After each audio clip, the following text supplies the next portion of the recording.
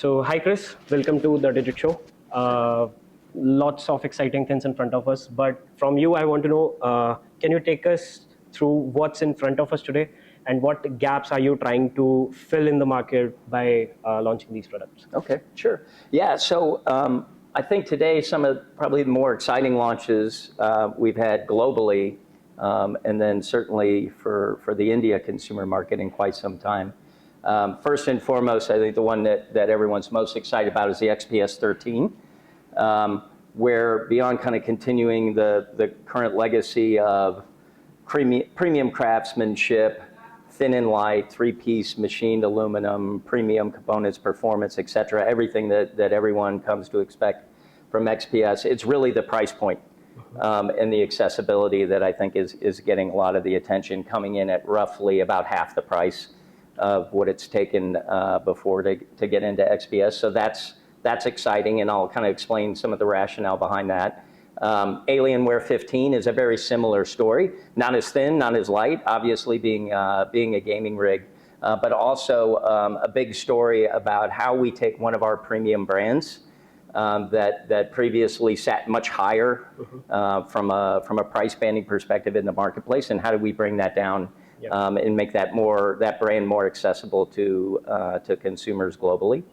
And then finally, in the XPS 14 or XPS, Dell 14S, 16S, we're kind of filling the gap, in between. So the more focus on the Dell brand, mid-range. But again, if you look at those two systems relative to prior, I think the quality, craftsmanship, fit and finish, technology that we've been able to put into those is a pretty significant step forward. So all three of those, you've got kind of two premium brands really kind of coming into more accessible price points, and then Dell continuing to focus with its next generation that really hits that mid-range, what we would call fat of the bat, cricket bat or otherwise, I guess, is where we're focused today.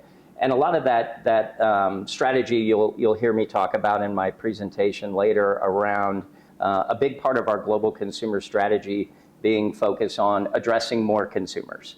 And you'll hear me talk about that later from both a route to market perspective, how do we actually reach more people where they want to buy, and then the focus here today on products being how do we actually continue to deliver great products that deserve either the Dell name, the Alienware name, or the XPS name, but at price points more accessible to all. You just talked about making the products more accessible, and when we talk about that, I want to know what gets cut to make an entry-level product or maybe like a more accessible product.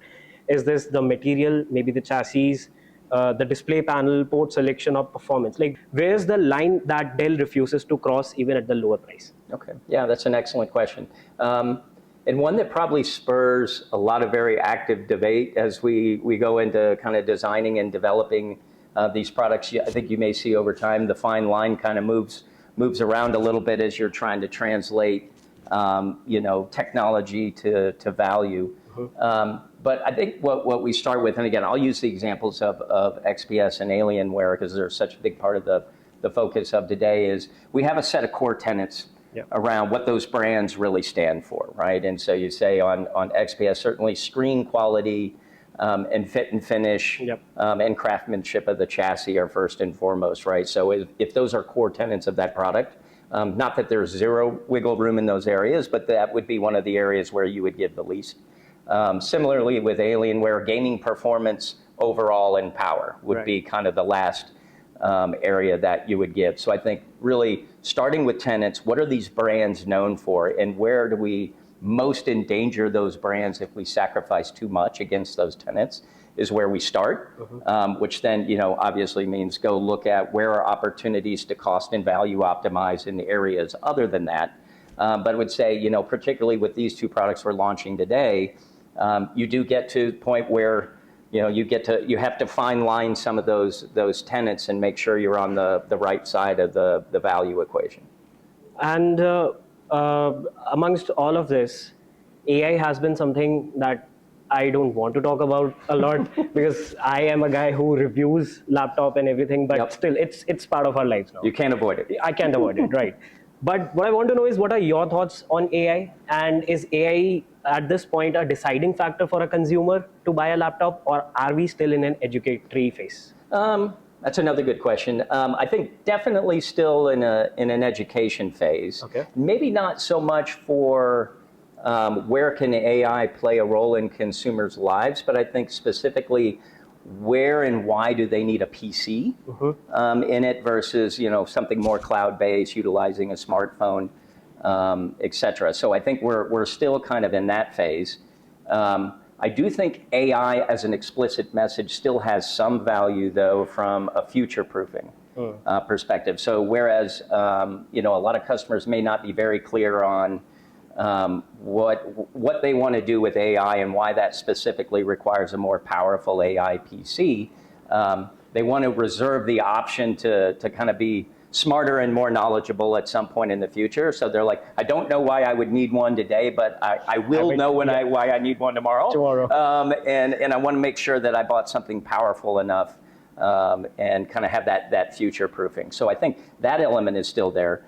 The other thing that's been interesting that I've noted to some others on AI PCs is a lot of the enabling technology, though, has ultimately kind of come in to make certain aspects and features of PCs that consumers are very familiar with and are very demanding on better, right? And so the example I'll use, again, because the XPS 13 is such an outstanding performer in this regard, battery life.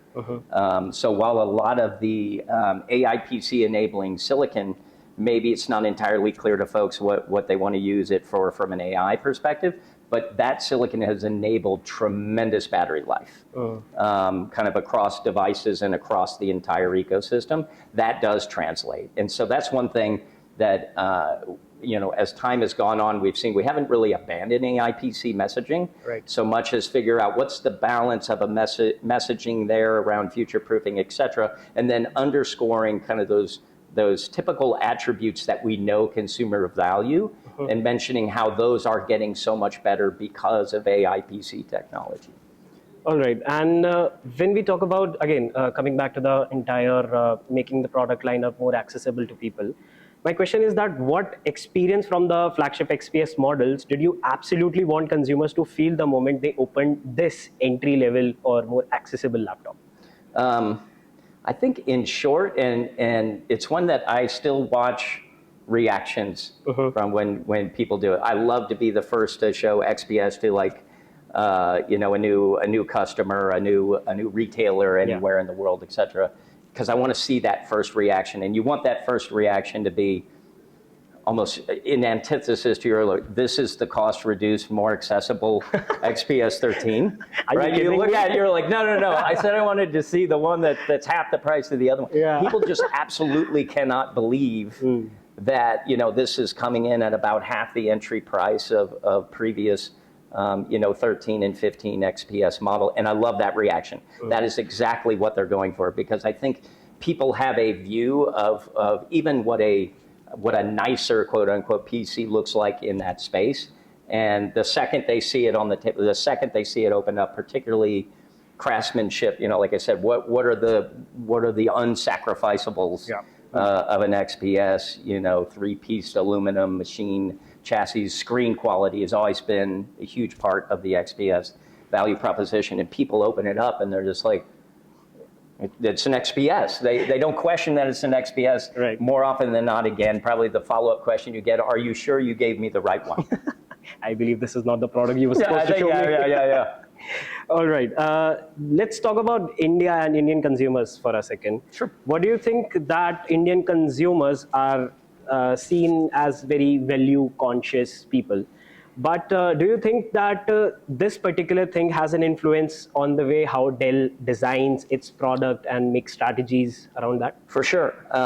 In fact, what I would say, if you look in particular at the 14 and 16S, and particularly the Alienware 15, that was largely kind of led with elements in consumer behaviors and desires from the India market in mind, right? So to your point, I think historically maybe there's been more of a difference in the demand for value for the price in India versus other global markets, like you mentioned. I do think we're seeing that become more and more consistent globally over time. But I think it's what we've really pivoted towards, instead of like more exclusively designing towards markets like North America or Western Europe or wherever, where there's a certain set of customer behaviors and expectations. I think now we really like to lean in where are the highest expectations of value at any given price point, low to high, and really pushing ourselves to say we need to design to those price points. And if that means, hey, that's kind of a fundamentally designed for India, that's great. But whereas previously you could have said, well, this was designed with a North American market in mind, and it's just not going to work in India for certain reasons. I don't think the reverse would be true. If you design for value consciousness in India, will it work everywhere else? Yes, it will absolutely work everywhere else. And what do you think from Alienware's perspective, I'm asking this, what defines entry level? If I'll go for this laptop, what sort of value is it that I'll get with the laptop? I think it's a level of gaming performance that that probably it exceeds what I would call kind of industry norm or industry average.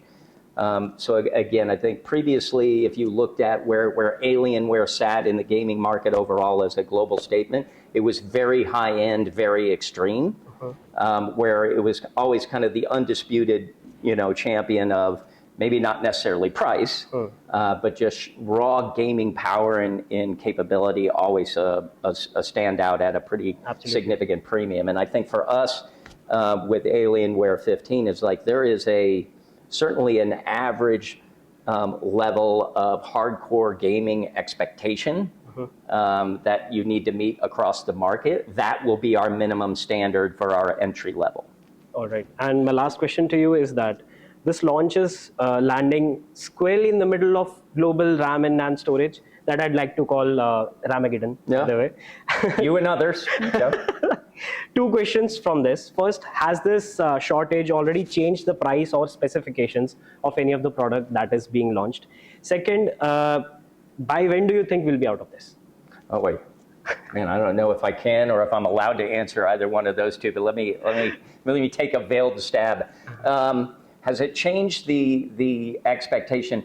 All I'd say is less than you would think. Oh. And less than you would think simply because how quickly our product development engine is working at this point. So if you look at the time horizon over which it would have previously taken us to develop products like XPS 13 and Alienware 15, I would have said, undoubtedly, here's the amount of time that's lapsed between we initially conceived design and when we deliver it.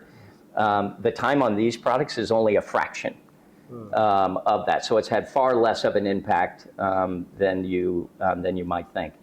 And then your second one, in terms of when it's over, I would say I would probably ask you the same question. I think you probably talk to more knowledgeable people than I do. I would say not anytime soon is unfortunately my technical one, but I would doubt my information on that is any better than yours. All right. Thank you so much for talking to us, Chris. It was pleasure. lovely. Same.